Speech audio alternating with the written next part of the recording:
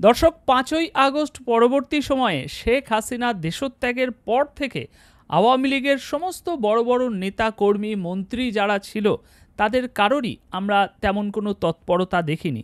Even এটাও বলা সঠিক হবে যে আওয়ামী লীগ দলটির পক্ষ থেকে কোনো রকম কার্যক্রম পরিচালনা হতে আমরা কেউই দেখিনি। হ্যাঁ, দেশের মধ্যে কিছু ঝটিকা মিছিল থেকে থেকে কোথাও কিছু মিছিল হলো, সে বিষয়টা আমরা দেখেছি, কিন্তু এর বাইরে আওয়ামী লীগ দল হিসাবে কোনো কার্যক্রম পরিচালিত হচ্ছে বা আওয়ামী লীগের যে বিশেষ বিশেষ নেতা মন্ত্রীরা ছিলেন তাদের পক্ষ থেকে কোনো রকম পদক্ষেপ নেওয়া হয়েছে এরকম কিছু আমরা দেখিনি। তবে দর্শক, নিষিদ্ধ ঘোষিত হওয়ার পর এই প্রথম আওয়ামী লীগের মধ্যে এবং আওয়ামী লীগের শীর্ষ নেতাকর্মীদের দিক থেকে এবার হয়তো বড় কিছু ঘটতে চলেছে। কারণ এতদিন পর এখন হঠাৎ করে ভারতে আসছেন জয় এবং সাক্ষাৎ হবে শেখ হাসিনার সঙ্গে। এটা কিন্তু কোনো রকম ছোটোখাটো ডেভেলপমেন্ট নয়। গত 10 মাস পার হয়ে গিয়েছে, জয় কিন্তু একবারের জন্যেও ভারতে আসেননি, কিন্তু এখন আসছেন এবং শেখ হাসিনার সঙ্গে সাক্ষাৎ করতে আসছেন।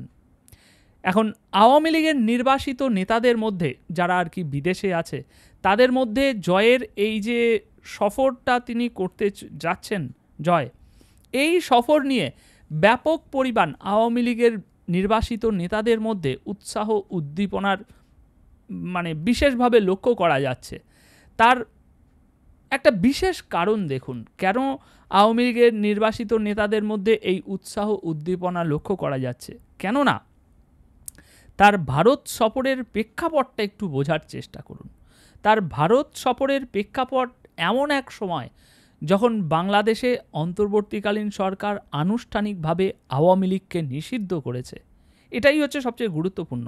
এমন একটা সময়ে হঠাৎ 10 মাস পর জয় আমেরিকা থেকে উড়ে ভারতে আসছে শেখ হাসিনার সাথে দেখা করতে, এবং এটাও নিশ্চিত তিনি শেখ হাসিনার সাথে দেখা করবে মানে বহু সংখ্যক যে আওয়ামী লীগের বিশিষ্ট বিশিষ্ট নেতাকর্মীরা ভারতে আছে বা বিভিন্ন জায়গায় আছে ভারতের, সেই সমস্ত নেতাকর্মীদের যে একটা সংগঠন আছে ইতিমধ্যে হয়তো নিশ্চিত তৈরি হয়ে গিয়েছে, তো সেখানেও কথাবার্তা চলবে, এগুলো হবেই। তো এই বিষয়টাই লক্ষণীয় যে আপনার নিষিদ্ধ ঘোষিত হওয়ার পর এখন হঠাৎ করে জয় কেন ভারতে আসছে। আর এই বিষয়টা শুধু আমাদেরকে গণমাধ্যম নিশ্চিত করছে না যে জয় ভারতে আসছে শেখ হাসিনার সাথে সাক্ষাৎ করতে। এ বিষয়ে আপনার কলকাতায় বাংলাদেশ উপ হাই কমিশনের প্রেস সচিব তারিক চয়নও একটি ফেসবুক পোস্টের মাধ্যমে এই তথ্য জানিয়েছে। অর্থাৎ বাংলাদেশের উপ হাই কমিশনার যিনি কলকাতায় বসে আছে তিনিও এটা নিশ্চিত করেছে ওনার ভেরিফাইড ফেসবুক পেজে যে হ্যাঁ, আগামী কিছুদিনের মধ্যে জয় ভারতে আসতে চলেছে।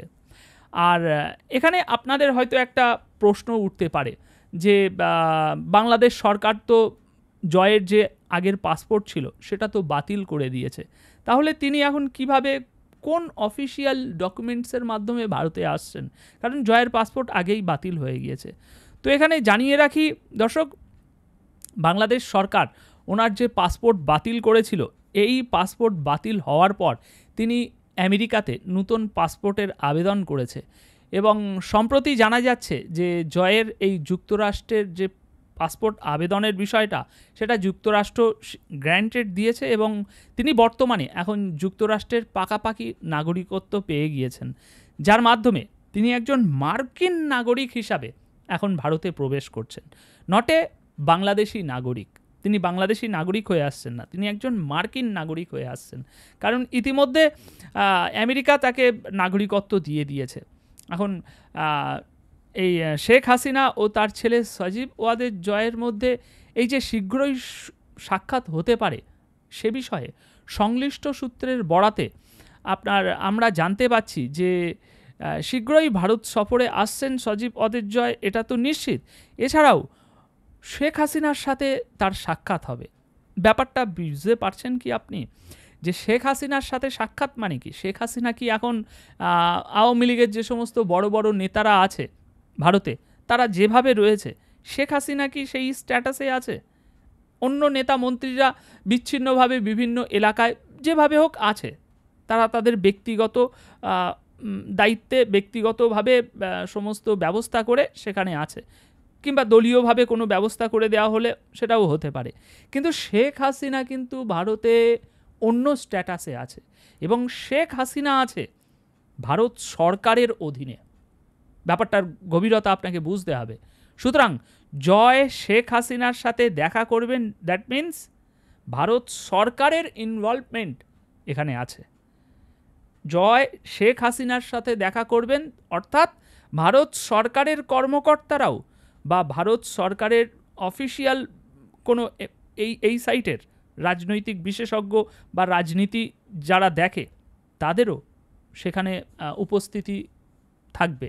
এবং এই উপস্থিতিতে কি আলাপ আলোচনা হতে পারে, এই উপস্থিতিতে কি প্ল্যানিং হতে পারে, সেটা খুবই ভাবনার বিষয়। কারণ অত্যাধিক গুরুতর একটা পরিস্থিতি বর্তমানে চলছে, এবং এই পরিস্থিতিতে ভারতীয় অফিসিয়াল শেখ হাসিনা এবং সজীব ওয়াজেদ জয় এবং আওয়ামী লীগের হয়তো আরও যেসব বড় বড় মন্ত্রীরা আছে তাদের এক দুজনের এই যে রুদ্ধদ্বার বৈঠক একটা হবে, সেখানে নিশ্চিত কিছু বড় পরিকল্পনার ইঙ্গিত দিচ্ছে, কিছু বড় সিদ্ধান্ত নেওয়ার পরিকল্পনা হতে পারে, যা হয়তো আগামী কয়েকদিন পর আমরা দেখতে পাব।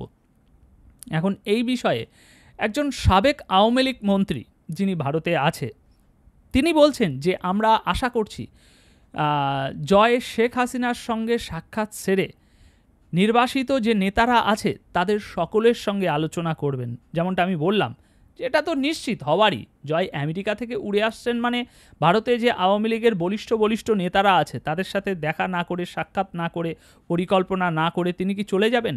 তো আওয়ামী লীগের এক মন্ত্রী, সাবেক মন্ত্রী যিনি ভারতে আছেন, তারা আশাবাদী যে তাদের সকলের সাথে আলোচনা করবেন। সরকার যেভাবে আওয়ামী লীগকে নিষিদ্ধ করেছে তা সম্পূর্ণ অনৈতিক। এটি আগামী নির্বাচনে দলটিকে প্রতিযোগিতার বাইরে রাখতে একটি কৌশলের অংশ, তিনি এই সমস্ত বলেছে। তো এই হচ্ছে দর্শক নিউজ। এবং সবথেকে উদ্বেগজনক বিষয় হচ্ছে হঠাৎ করে আওয়ামী লীগ নিষিদ্ধ হওয়ার পর এখন হঠাৎ করে সজীব ওয়াজেদ জয় ভারতে ল্যান্ড করে শেখ হাসিনা, আওয়ামী লীগের বলিষ্ঠ নেতা এবং ভারতীয় অফিসিয়ালদের সাথে কি পরিকল্পনা করবে, এবং এই পরিকল্পনার মাধ্যমে বাংলাদেশে আওয়ামী লীগের ভবিষ্যৎ নির্ধারণ হওয়ার একটা পথ শুরু হতে পারে।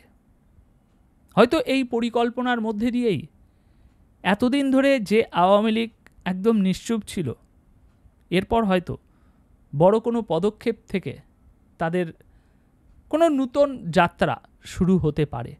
এখন কোনো কিছুই আমরা নিশ্চিতভাবে বলতে পারি না যে এটা হতে পারে বা হতে চলেছে, কোনো কিছুই বলতে পারি না।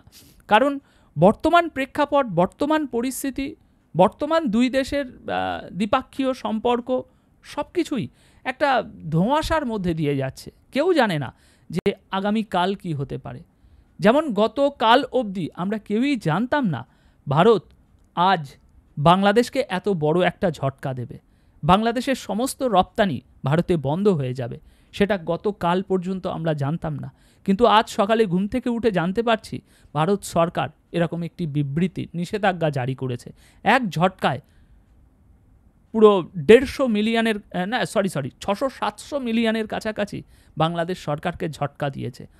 তো সেই জন্যই বলছি যে আমি অ্যাজাম্পশন অনেক কিছু লাগাতে পারি, অনেক কিছু ধারণা করতে পারি, কিন্তু কোনো ধারণাই এখানে তোপের আগায় টিকবে না, সব কিছুই ধরাশায়ী হয়ে যাবে। কারণ পরিস্থিতি ব্যাপক ধোঁয়াশে।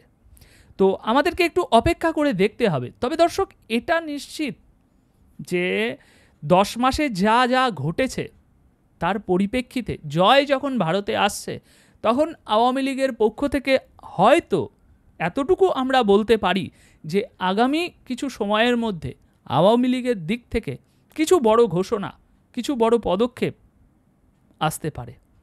এখন এ বিষয়ে দর্শক আপনাদের যদি কোনো মন্তব্য থাকে, ধারণা থাকে, অবশ্যই কমেন্ট বক্সে জানিয়ে যাবেন। ধন্যবাদ আপনাদের সকলকে।